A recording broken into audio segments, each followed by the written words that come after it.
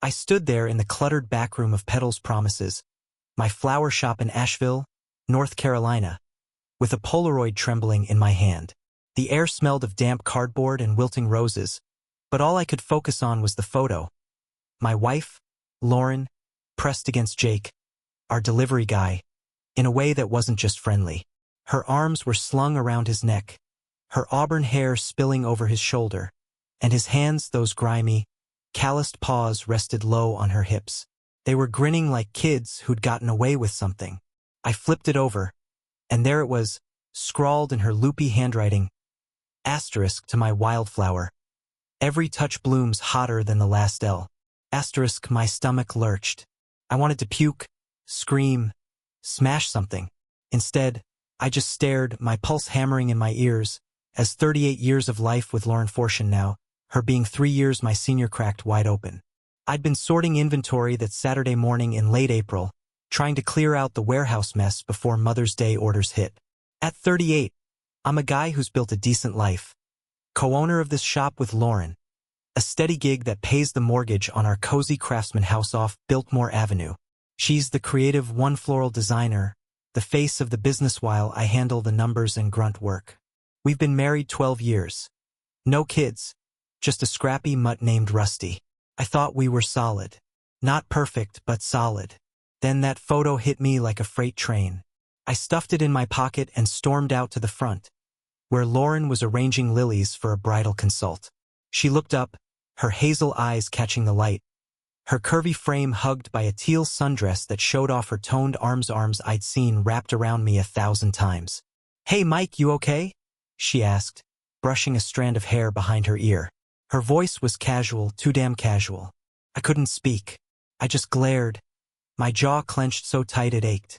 That's when my buddy Dave walked in, 6'2", ex-Marine turned bartender.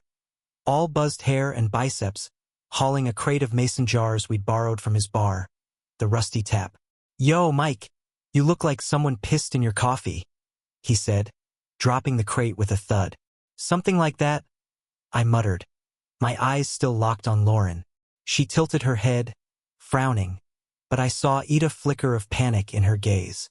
The bell jingled again, and in came Sarah, our part-time cashier. She's 23, blonde, with legs that go on forever and a smile that could sell ice to penguins.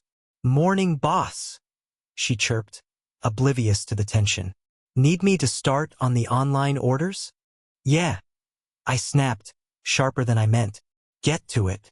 She blinked, shrugged, and headed to the counter, her ponytail bouncing. I turned back to Lauren. "We need to talk. Now." My voice was low, a growl I barely recognized. Dave raised an eyebrow but stayed quiet, leaning against the wall like he was waiting for a show. Lauren set down her shears, her lips parting like she was about to argue, but I didn't give her the chance. I grabbed her arm, gentle but firm, and pulled her toward the back. "Warehouse. Move." She yanked free once we were out of sight, her cheeks flushing. "What the hell, Mike? What's your problem?" I pulled the photo from my pocket and shoved it in her face. This is my problem. You and Jake." "Huh? How long, Lauren? How fucking long?" Her eyes widened, then darted away.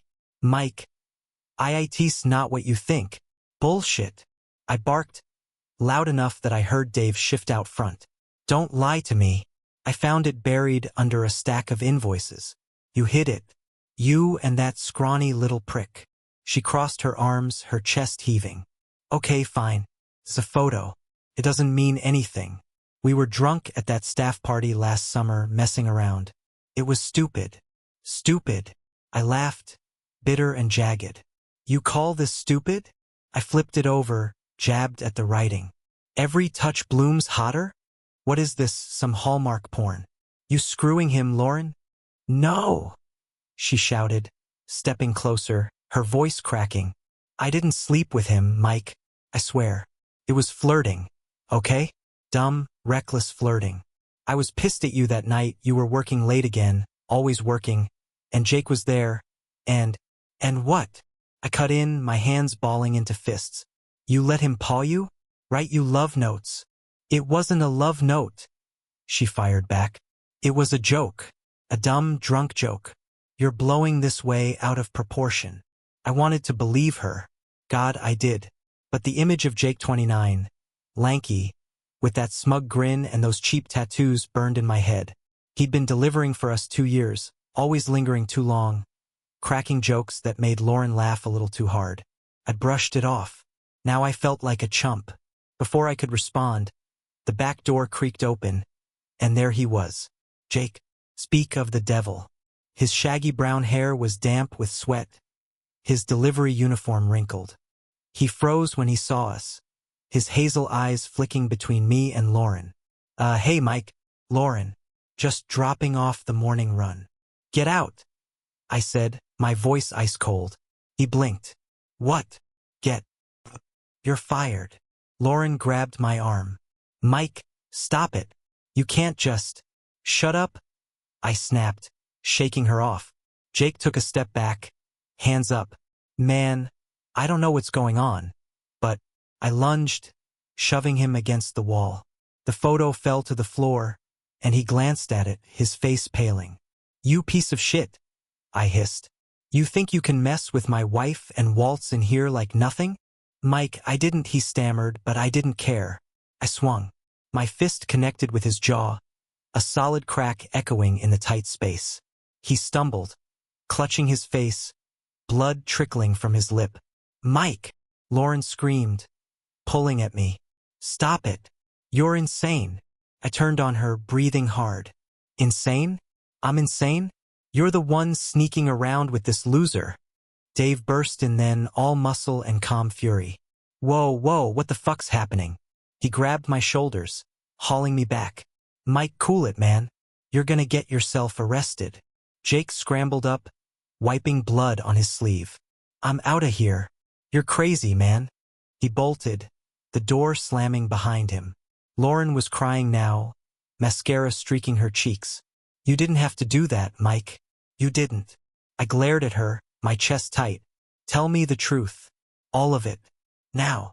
She sank onto a crate, burying her face in her hands. Okay. It wasn't just that night. We kissed. Once. At the Christmas party. I was drunk and you were in Charlotte for that supplier meeting and he drove me home. It didn't go further, I swear. I stopped it. You stopped it? I repeated, my voice flat. How noble of you. Mike, please, she whispered. I messed up. I know I did. But I love you. I don't want him. It was a mistake. Dave let go of me, stepping back. You two need to figure this shit out. I'm not playing referee. He walked out, leaving us in suffocating silence. I didn't know what to say. My head was spinning, anger, hurt, betrayal clawing at me. How am I supposed to trust you now? I finally asked, my voice breaking. I don't know, she admitted, looking up at me. Her eyes were red, her full lips trembling. Even then, pissed as I was, I couldn't ignore how beautiful she was, curves that still turned heads. That spark in her eyed fallen for at 32 when we met at a bar downtown. But I'll do anything, Mike. Therapy, whatever. I don't want to lose us. I didn't answer. Couldn't. I grabbed my keys and walked out, past Sarah, who was pretending not to eavesdrop, past Dave, who just nodded like he got it. I drove nowhere, anywhere, windows down, the Blue Ridge Mountains blurring past. Hours later, I ended up at the Rusty Tap, nursing a bourbon while Dave slid me another. She's telling the truth, you think? He asked, wiping the bar.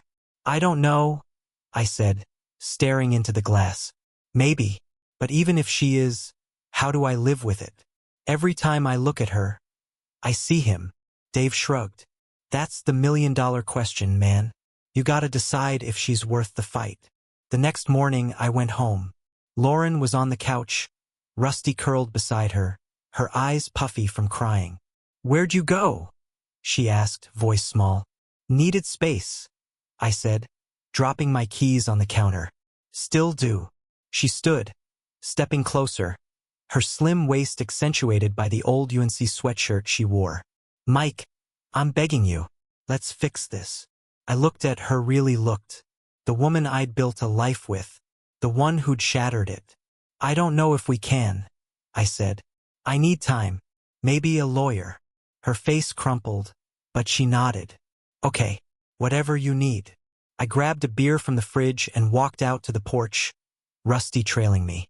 The sun was setting over Asheville, painting the sky orange and pink. I sat there sipping, thinking about trust, about love, about whether I could start over at 38er if I even wanted to. Lauren's plea echoed in my head, but so did that photo, those words. I didn't have answers. Not yet. Maybe I never would.